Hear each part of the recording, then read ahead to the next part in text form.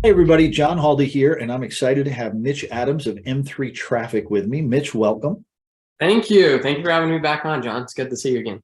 Always a pleasure. It's been too long, and I got to warn you, Mitch, I'm fighting a cold, so if you hear the sniffling and the sneezing and the blowing the nose, apologies in advance. It's No that time of year. problem. Yes, it is. Although you're in a t-shirt, I don't know what the temperature is where you are, but I don't want to hear it. It's cold where I'm at. It's cold outside, but inside, yeah. So Mitch, usually when we talk all about recruiting. I know that you are in that space. You do specific things. Folks who don't know Mitch, call him up, talk to him. He's a great resource and he does incredible things. We're going to leave the plug there. We're going to make sure all your contact info is available in the video. But Mitch, I wanted to catch up on sort of what's going on because it's been months since we spoke and I wanted to get your temperature read on the space. Is that cool? Absolutely. Yep. So when we last talked, drivers were in huge demand, like prices going through the roof. Drivers had multiple competitive offers, recruiting bonuses. Has it gotten any better? Has it gotten worse? Is it still the same? What are you seeing out there? It has gotten, I would call it better, especially for FedEx contractors, because you guys still have steady miles for the most part. I know there's been some declines, but nothing compared to what the outside truck market is facing right now.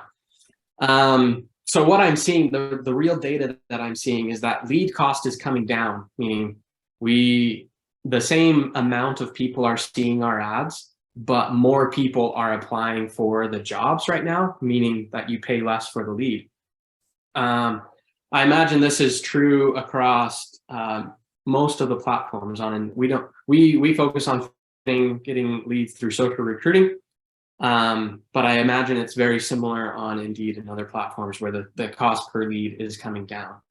The other feedback that I've been given by the contractors that I work with is that it's already starting to happen, but they foresee it happening more into 2023, is that the conversion rate is going up, meaning before you maybe had to talk to 20 leads to be able to get one driver.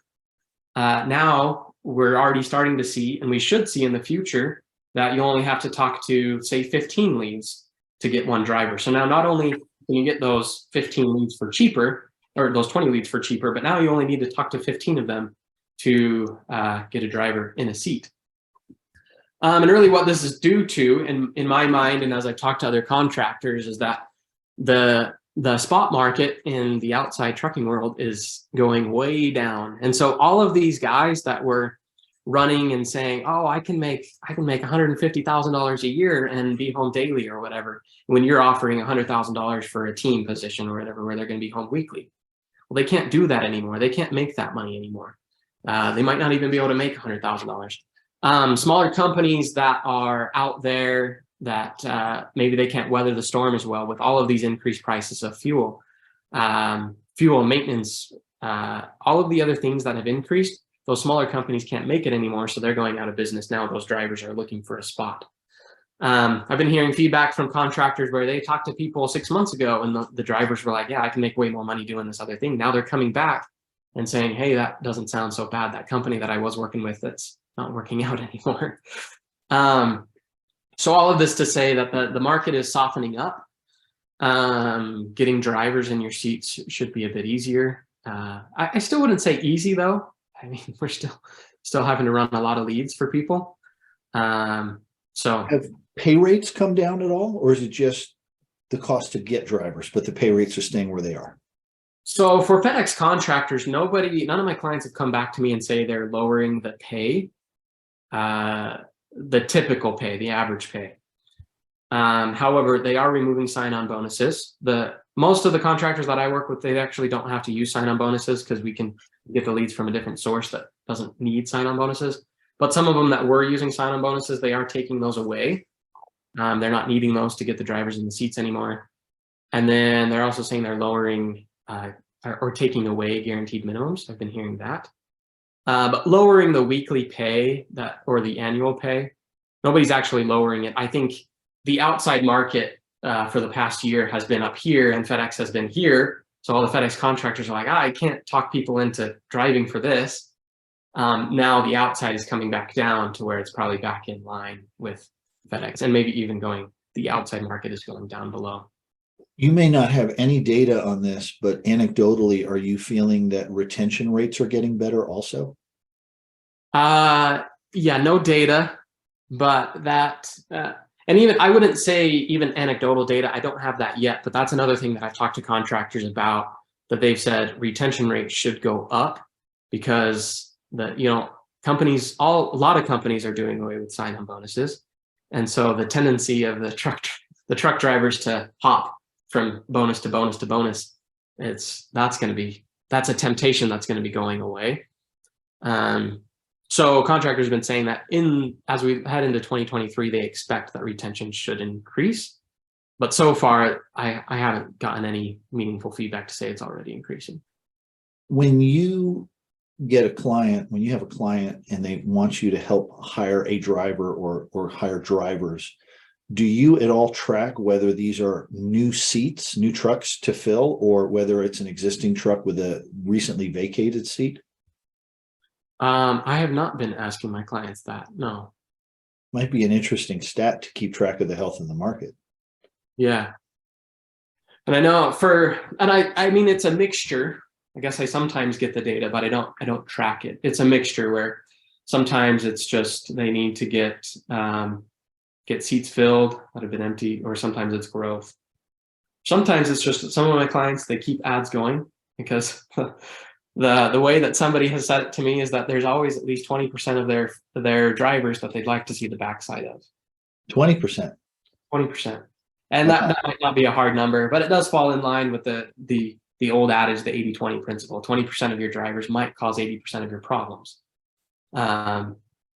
It'll be a little bit different for everyone, but that's one thing that some contractors have told me, that like, you always keep recruiting, because even if you don't have new spots available, there's the 10-20% that you could do without. I've heard 10%. I hadn't heard it as high as 20, but I believe it. Yeah, I'm sure it varies in each market. So I heard something, and you may or may not know anything about it, but I heard that they've made some changes to First Advantage where contractors can provide some of the info to try to speed things up. Do you know anything about that? Because I'm in the dark. I know a little bit about it. So basically, as I've talked to First Advantage experts in the past, as I've talked to my contractors, then the biggest hangup in getting through First Advantage is the employment verification. And an example I've heard is that, you'll get your list of previous employers for that driver.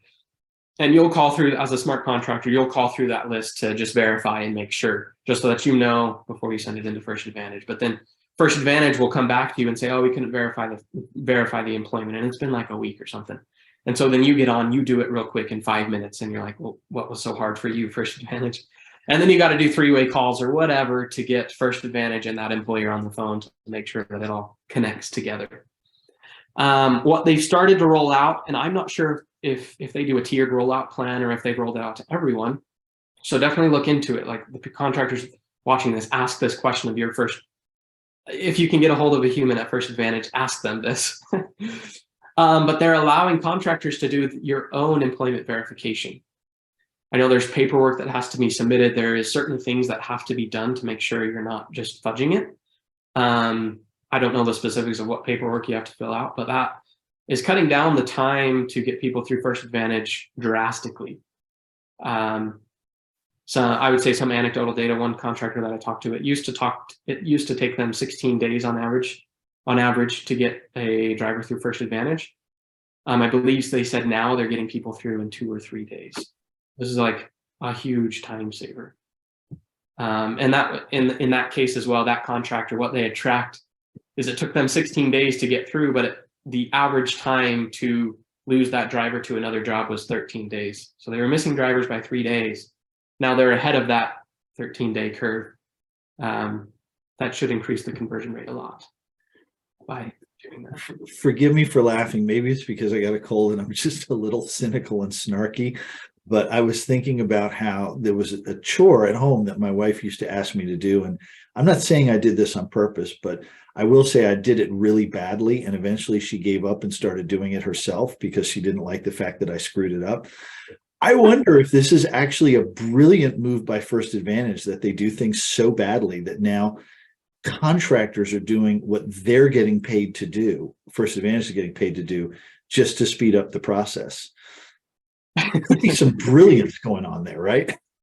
It's whatever it is, I do think it is brilliant for the contractors, as long as you have a process in place. That's an extra step that you haven't necessarily had to do before. But if you get really good at that step, First Advantage can be doing the drug test, the background check, the MVR check, all of that stuff that they're doing, which to my understanding only takes a couple days. Usually, there's always the oddball case, but usually those things only take a couple days.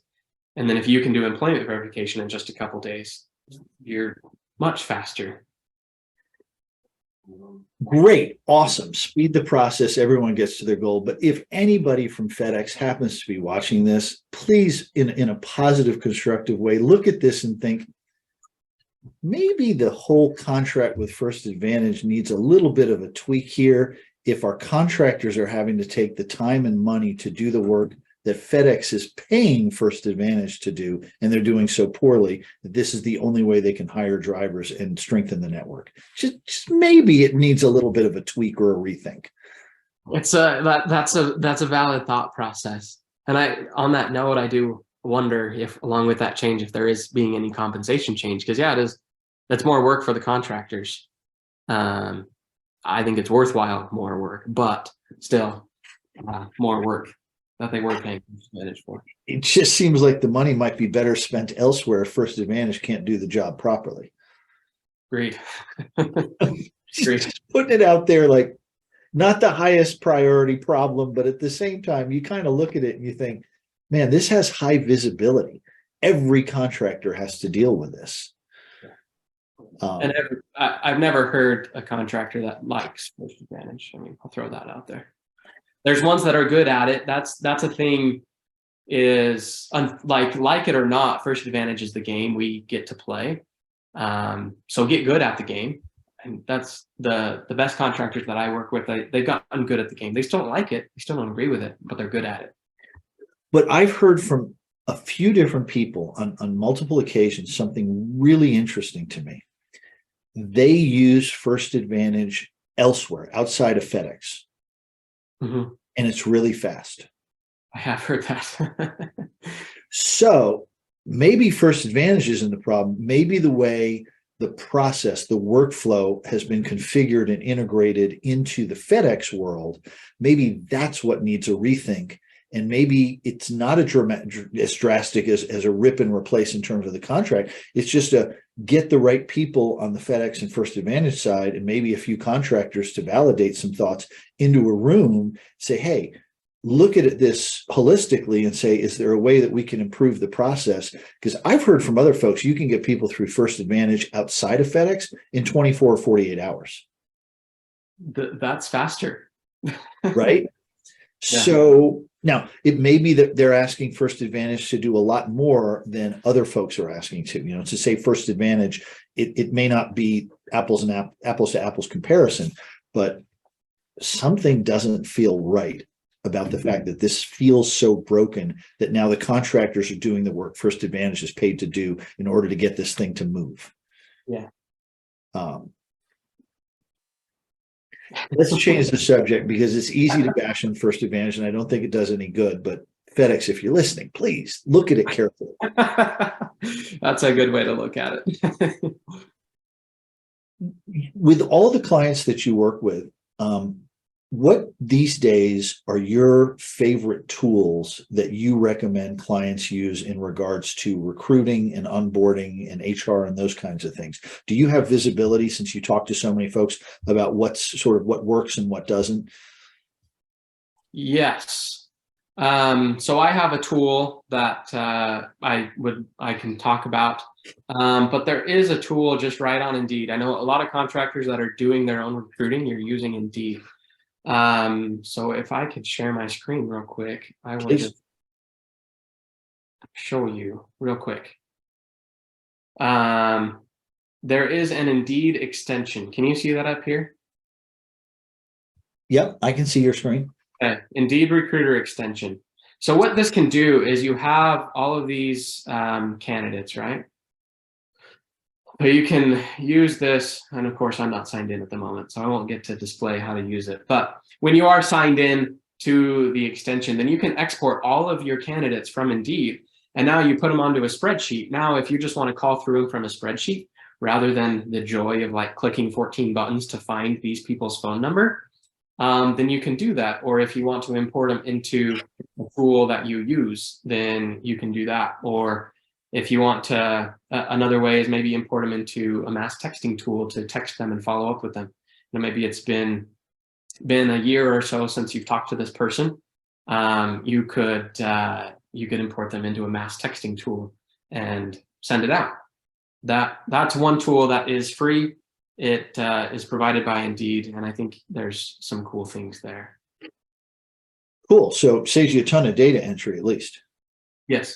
Yeah, and depending on every contractor, I mean, think about it for you. Different contractors have a different workflow, but this is a new possible workflow that maybe you haven't thought about that you could potentially use. I was at another meeting outside of FedEx, and I heard about 10th Street. And I don't hear about 10th Street in this space very often. What is 10th Street, and why don't I hear about it here?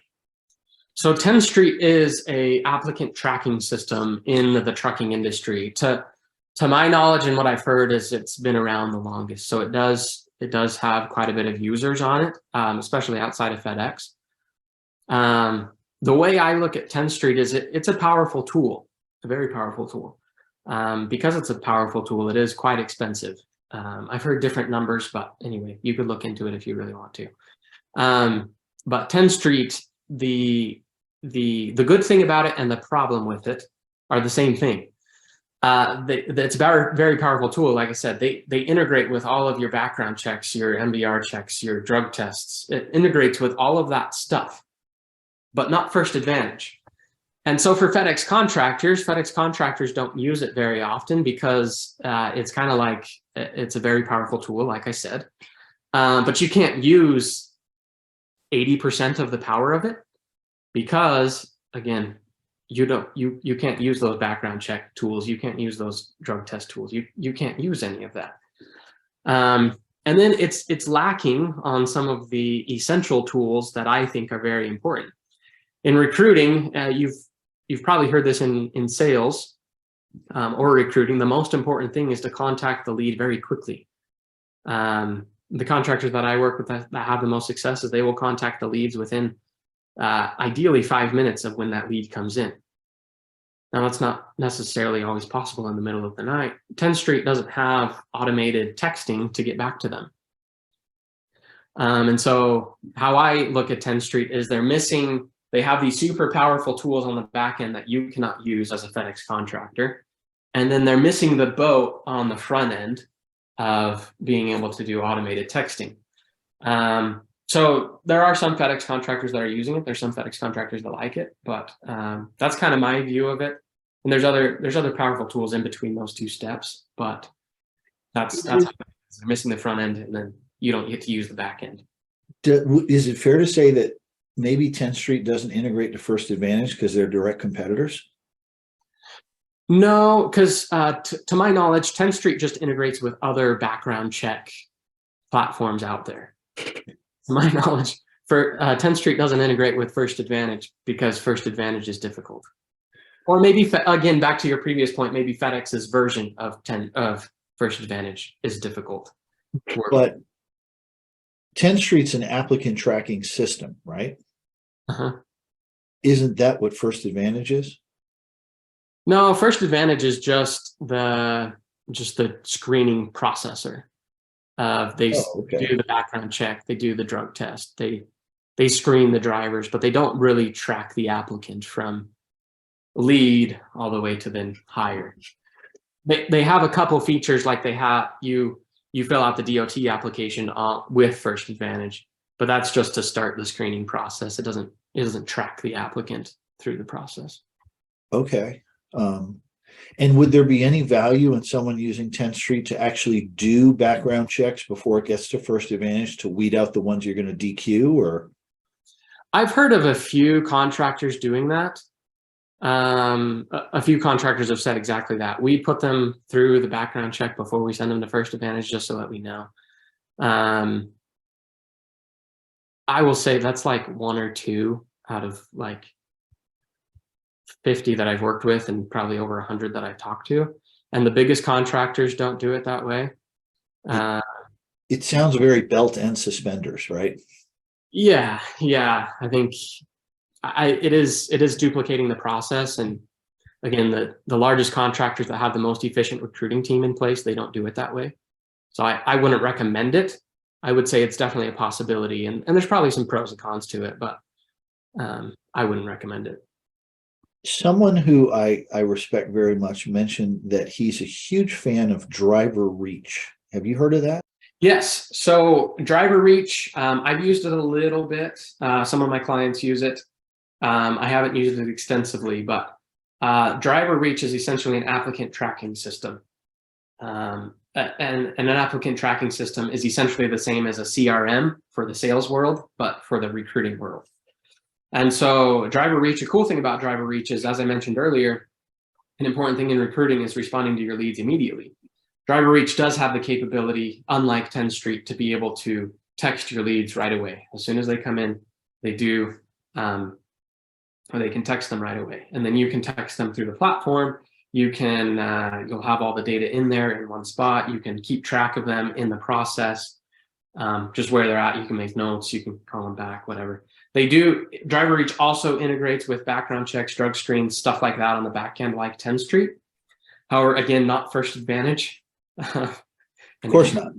Common thread here is First Advantage. So, but anyway, it doesn't integrate with First Advantage on the back end either. But again, it has the front end stuff to be able to make it more relevant to what FedEx contractors need to do. As far as I can't remember if it's cheaper, or I think it's cheaper than 10th Street, but I'm not sure. I was led to believe from this person I know that beyond just applicant tracking, once someone becomes a driver, you can use it as a repository of documents and as a way to blast text or emails to all your drivers. Is that common to both 10th Street and driver reach? I believe that is possible with driver reach. I do not know about 10th Street. So it's possible with 10th Street, once they get hired, 10th Street is, you're done with it as far as they're in the door now. You're done with 10th Street. I don't want to say that for sure, but potentially. Okay. Be a question to ask though. Like if you are wanting a to Z platform that can handle after you hire them, that would be a question that you'd want to ask is of each of them. But I do have, I believe one of my clients uses driver reach like that. So I feel confident saying driver reach. Are there other applicant tracking systems that you see your clients using that are worth mention? Because I'm mentioning them because I've heard of them. I don't know if these are popular or what. Yeah, so there's a lot of other ones out there. Workstream is another one that a couple clients use. I would say that's the only other one. And then I have an applicant tracking system as well that most of my clients use that one because they weren't using anything before. And so my ultimate suggestion, I want to take a step back here and say, you absolutely should be using a applicant tracking system.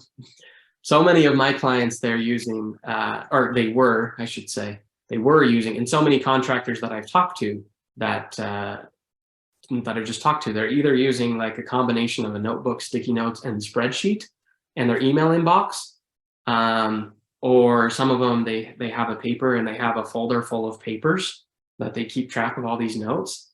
And you can imagine how that would get cumbersome to keep track of. And oh, this is my favorite example, in fact.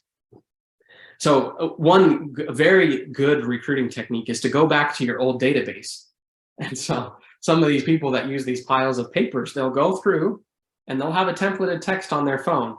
So they can copy and paste. So I mean, it's faster, but they'll go through one paper by one, send out that text, like following, and it's just a follow-up text of like, hey, just want to see if you still want to do a new job or whatever. They'll flip through, send another text, flip through, send another text, flip through, send another text. But you have to copy and paste that. You have to type in the phone number every time, with the little tiny keyboard.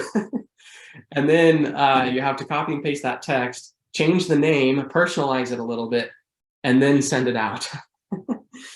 And they'll tell me that they take hours to do this. So that's just not efficient. So I would say absolutely use an applicant tracking system. And then to finish that out, I do have one. We call it the automated lead interaction system, or ALICE for short. And it works very well. It texts people right away. You can keep track of people, and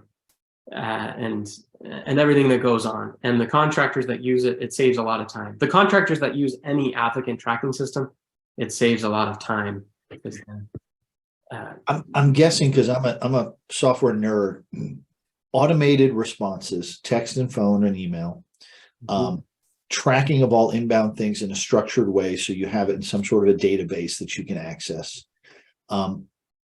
Keeping track of all the different forms of communication, so you can move them through a process or know their status and work with someone else on your team, so that if you're like, wait, do I have to call Frank? And you go, oh no, I see that Sally, who I work with, called Frank this morning. So you've got that, as opposed to, hey, Sally, did you ever call Frank? Like that kind of over your shoulder, like workflow, collaboration, central repository, structured information. All of those are key features. Can I volunteer you that if people out there are trying to figure out ATS's, applicant tracking systems, that you're a resource they can call to ask questions about what they might want to use? Absolutely. Yeah. Okay. Now, I hear applicant tracking system, and the first question that comes to mind is, okay, once they're no longer an applicant, once you've hired them, is that typically the boundary of where the applicant tracking system ends, and now you need an onboarding system, or you need an HR system, or employee management system? What's the next step, or do you need to think in those terms? So it depends on the ATS, again, the applicant tracking system. Some of them will stop at that point. Some of them might continue through that point. And whatever you're using right now for your employee management, then you may want to just keep using that one, because that's where you're already doing your payroll through. You're already doing everything through that system, and so you just want to keep that one. The other thing too is that in that system, once they get to that point, you're entering a lot less. Like if you're manually entering data on the front end and you're getting 200 leads a month, that's a big ask to be able to manually enter 200. But now you're only hiring 10 drivers a month, or you're only hiring 5 drivers a month. Manually entering 5 or 10 drivers a month, that's not that bad. Like that's a pretty easy thing to enter. Plus, you probably already have all of it coming back to you from First Advantage. So some applicant tracking systems would cross that bridge. Some will not. And there's a lot of crap that goes into onboarding. Yes. I mean, I've seen the checklist. In case any of you are thinking about getting into the space, it's not give FedEx a call and tell them you hired someone new and all is good. Yeah. I mean, the checklist of things that have to be done to onboard someone, it runs, I mean, to multiple pages in some places that I've seen. Yeah. But that's not an applicant tracking system function typically. It depends. And then it really depends as well. I would venture to guess that although like driver reach, like we talked about, it can do some of that post hire tracking. It may or may not be able to do the FedEx specific stuff that you have to do to onboard your employee. Okay. I'm not familiar that far with it, but it's going to vary based on each applicant tracking system, how far it can take it, and what capability it can do to do the FedEx specific onboarding things. So Mitch, we talked a bit about what's going on in supply and demand for drivers out there.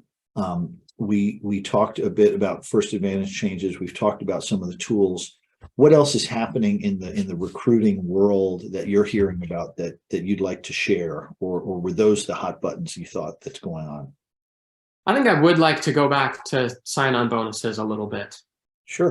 As I already mentioned, I would say over half of my clients didn't even use sign-on bonuses to begin with, and then did not use sign-on bonuses, and a few of them did. The few of them that did have been doing away with them for the most part. But I actually ran an interesting test the other, like a month or two ago. I had 2 experiences with this. One client, they were doing away with their sign-on bonus, and you would think the cost per lead would go up because now our offer is not as exciting. And what was interesting is the cost per lead, not only did it stay the same, it actually went down.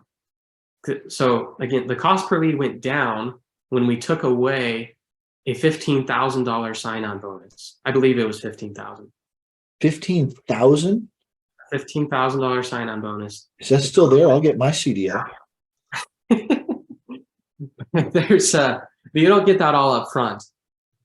So, which goes into my next point about why I think this happened. So cost per lead went down. So that was one. And then there was another time where there was 2 people in similar markets at similar times. There was different months or whatever the case was. I can't remember exactly, but one client was, in all, pretty much most contractors have very similar compensation. And so it was the same annual pay, same weekly pay between these 2 contractors. One of them had a sign-on bonus. One of them did not have a sign-on bonus. The one that did not have a sign-on bonus actually got more leads, had a cheaper cost per lead. Again, for the same budget, they got more leads, and they didn't have a sign-on bonus. Now, then the next question is, okay, why is this happening? So these are 2 observations. I'm not going to write this in stone and say this is an absolute fact that you should do away with sign-on bonuses. But these are 2 observations, and my reasoning or my assumption as to why this happened is because, again, the way that I do recruiting is so different. We do social recruiting on social media. We're going out to people that are not chronic job hoppers, like on Indeed. On Indeed, you're getting chronic job hoppers. When you're on Indeed, you're looking through a list of 130 CDLA jobs, and the ones that have a sign-on bonus, in the title of the job, it's going to say sign-on bonus, because that's the thing you want to put. If you have a sign-on bonus, the whole purpose of that is so that you can put it in the headline, right? So they're just going down, they're just looking for the sign-on bonus. They're applying for those jobs. And so on Indeed, I mean, I don't know, but I would imagine sign-on bonuses still work. But on Facebook, again, we're not going after those people. And so when they see the sign-on bonus, I think their red flag goes off a little bit, because so many contractors have told me about how other companies burn their employees with sign-on bonuses. They'll say, oh, you get this $50,000 sign-on bonus. But then there are so many stipulations with that in the fine print that there's no possible way that the driver can actually get that $50,000 sign-on bonus. And so this is my theory, that when we're doing social recruiting, then they see that ad that's like a $15,000 sign-on bonus, and their BS flag, their BS alert goes off, and they're like, I'm not applying for that job. It's a scam. I don't want to work with a company that's going to be dishonest like that. Even though the contractors that I work with, I think they're very honest with their sign-on bonuses.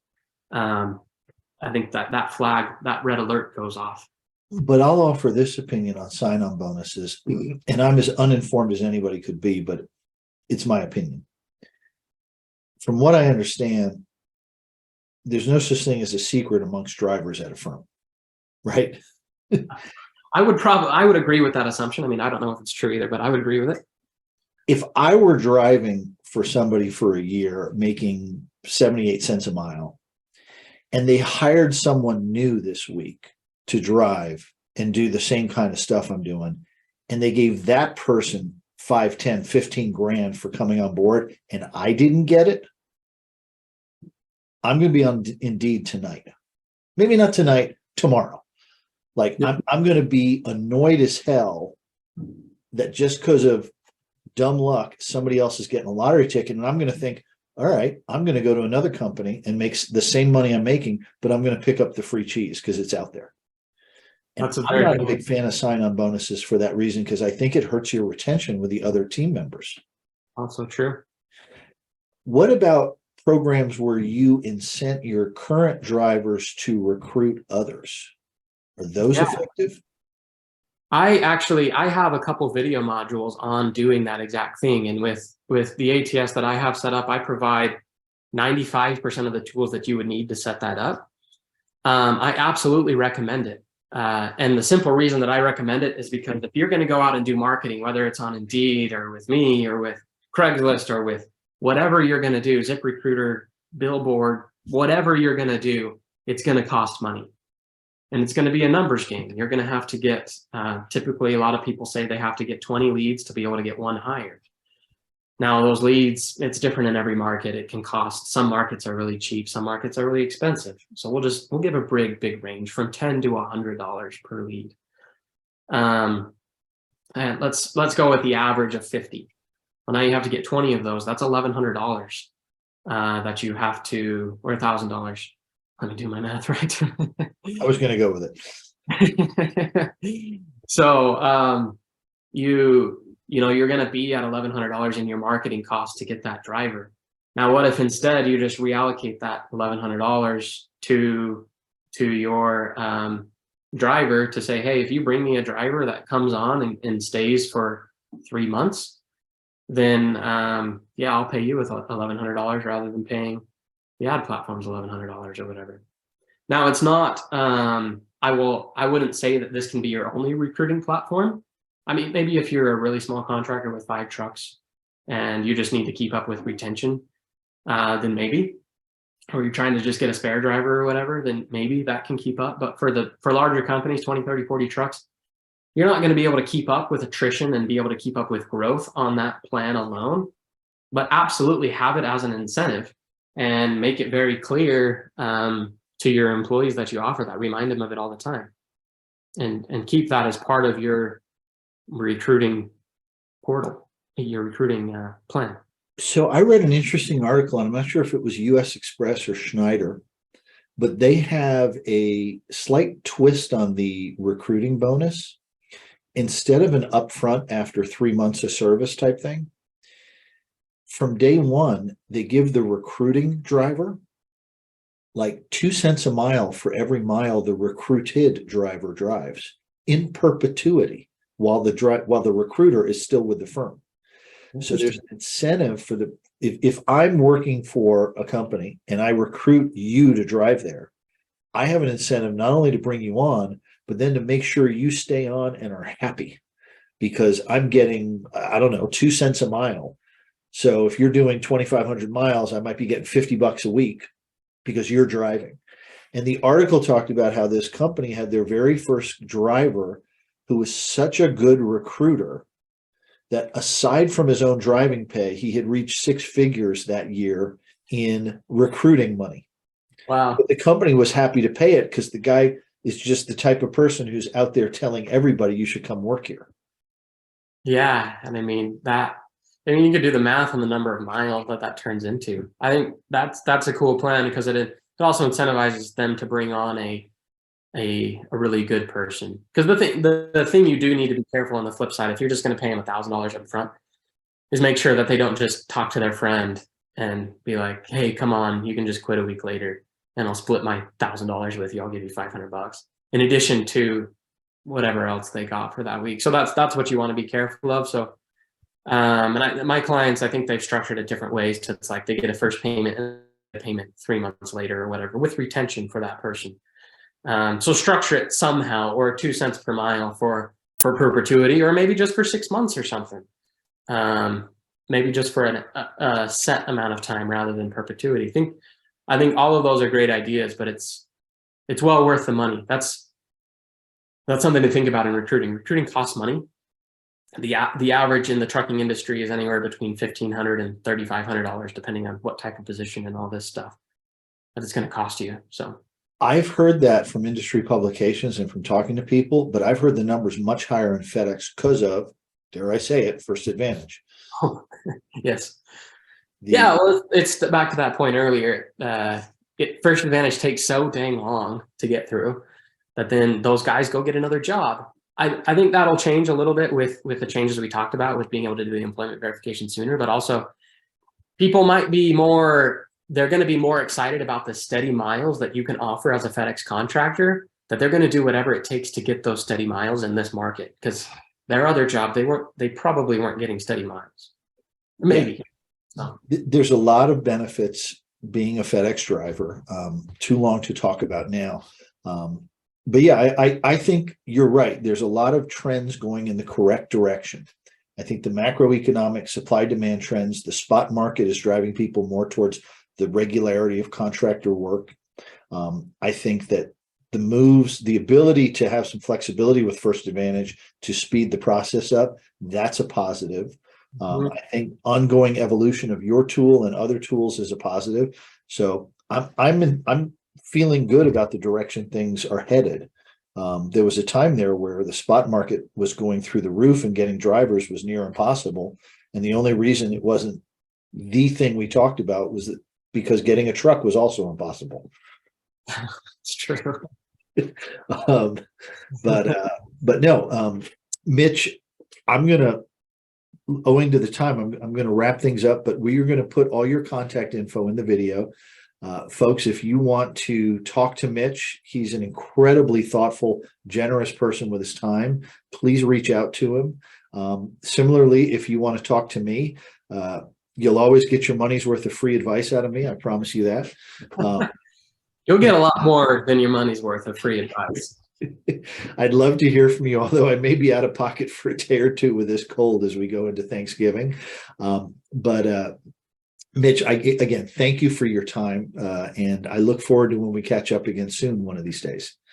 Absolutely. I appreciate it, John. All right. Be well, everyone. Thank you.